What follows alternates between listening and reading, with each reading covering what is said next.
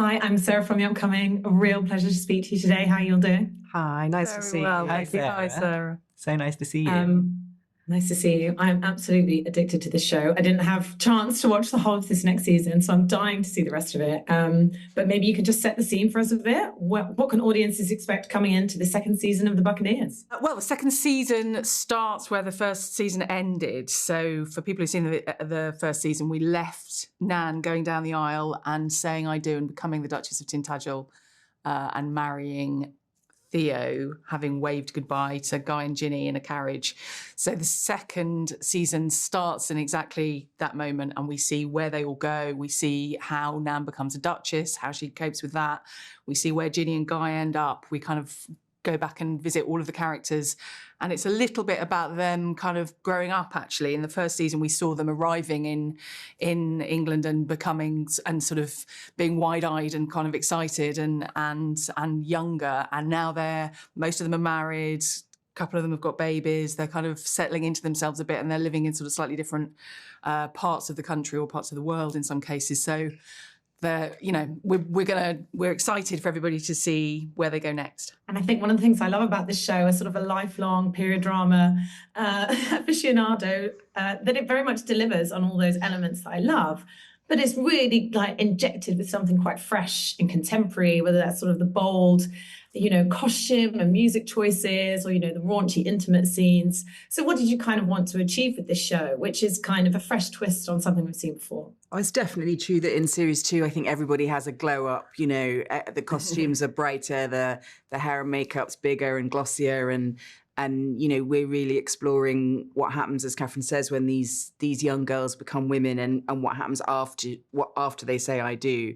And of course, nothing goes smoothly. You've got the gorgeous frocks, and you've got the amazing, country houses and incredible, rolling countryside and cliff-top Cornwall and castles hanging on the edge of a cliff. It's the absolute kind of romantic period drama dream. But you've also got this incredible contemporary female friendship at the heart of the show, which feels really fresh and really relatable, and isn't what you'd normally expect from a period drama, which is just usually about the romance and the marriages. Plenty of those too, plenty of longing and lust and desire, which I think is also something that period dramas of old haven't always done. It's been slightly more straight-laced, but we think these young girls are feeling, thinking, tangible characters like you and I, and we should be able to relate to all of those wants and desires and friendships and jealousies and needs.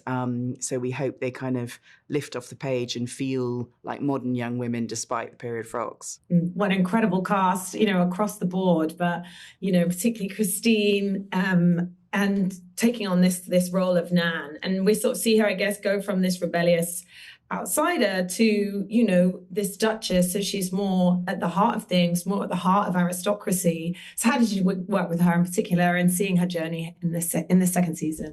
Oh, we just love Kristine. We were so delighted to have her in the first season and to sort of work with her. And she's such a sort of thoughtful and intelligent actress, actually. And she's really sort of been careful with Nan and sort of taken care of her in the way that we hope that we do as well. So yeah, she comes in season 1, she's kind of the young one. She's not coming to England with any intention of getting married or of even meeting anybody. And of course she meets two men who she sort of has to choose between. And so to see her suddenly become the Duchess in season 2, it's her kind of version of growing up and having to be responsible and being in a marriage that wasn't necessarily the marriage that she would have chosen. But she's really good at it, actually. And she's really good at being a duchess. And at a time where women didn't have very many opportunities for agency or having a voice or being able to sort of control anything or even being listened to, she realises that being a duchess is a way that in 1880 you were able to sort of get the ear of people and be able to sort of say things and have people listen to you. So if anyone's going to be good at that, it's Nan. It's just a question of whether she's going to choose that over the other sort of passions in her life. She's kind of the American Duchess, and is she going to toe the line and follow tradition, or is she going to kind of tear up the rule book and make it her own? And that's really her question at the start of series 2. And I love the complexity of the female relationships, mother and daughter, which can be walking this tightrope between affection and expectation. And then, of course, bringing in, the dynamic with her and her sister returning Aunt Nell.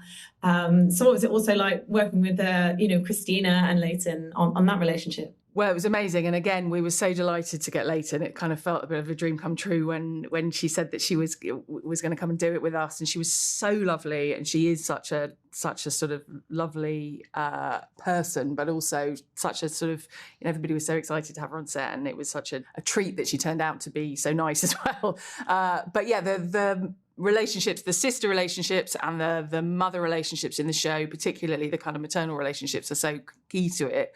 And we're sort of excited to be able to explore different kinds of female relationships in all directions. So yeah, the girls having mothers and being mothers, becoming mothers in some cases is kind of taking season 2 really. So it's mother-daughter relationships is a key theme, isn't it? Yeah, and they learn from each other too, which again is true of now too, that Mrs. St. George has got a lot of things wrong, but has also got a lot of things right and has lived a difficult, complex life and overcome hurdles. And whereas in season 1, Nan and Ginny were probably slightly more dismissive of their mum, and she was on a track to thinking, I need to get these girls to England and I need to find them a lord or a duke to marry. She's now somebody that is putting happiness ahead of society, and not just for them, but for herself. It's taken many years for her to realise she needs to seek a divorce from her husband, the Colonel, for his infidelities,